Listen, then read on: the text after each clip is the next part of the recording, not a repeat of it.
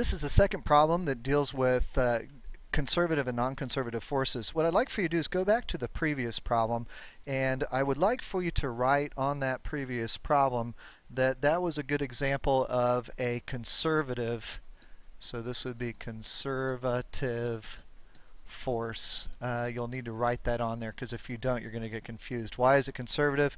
Because we're dealing with gravity, and remember, gravity helps us produce a conservative force. Gravity is an acceleration, I realize that, but because we've multiplied it times the mass and we're looking at doing work from that, we're going to say that it's the force due to gravity. So please do that in that problem. The very next problem, what I'd like for you to do is up at the top, go ahead and write non-conservative force. And this one deals with a non-conservative force, and that force is the force of friction. And remember, friction is mu k times mg.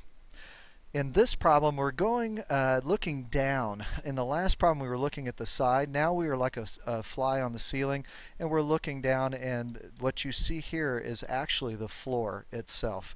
So we're scooting boxes from A to B, and then we're going to C. And they want to know how much work would be done by friction if the box was moved along that path going from A to B to C.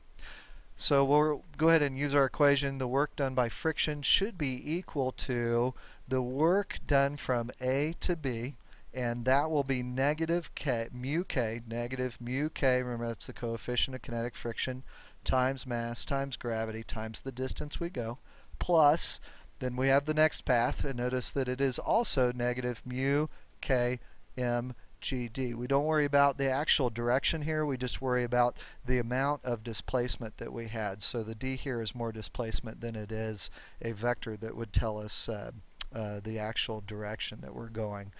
If you add those two together, you'll get negative 2 mu k m GD, and that would be your final answer for part A.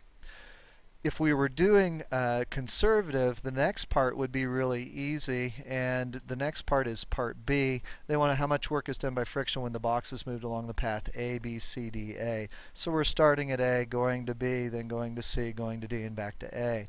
If it was conservative, we would say that the work is 0. However, we're dealing with friction, and so we know that this is a non-conservative work, so we'll say the work done by friction is equal to, and notice what we're going to do is just take the first one, plus the second, plus the third, plus the fourth, so we really just have 4 times negative mu k m g d. If you need that all written out, that would look more like something like this. You would have negative mu k m g d plus negative mu k m g d for going, this would be going from A to B, this would be going from B to C, plus if we go from C to D, it would be another negative mu k m g d, and then finally if we go back from D to A, we'd end up with our last negative mu k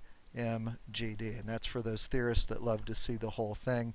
This whole thing would then end up being that 4 times negative mu k mgd, and remember, this is a non-conservative force, so we do have to worry about the path.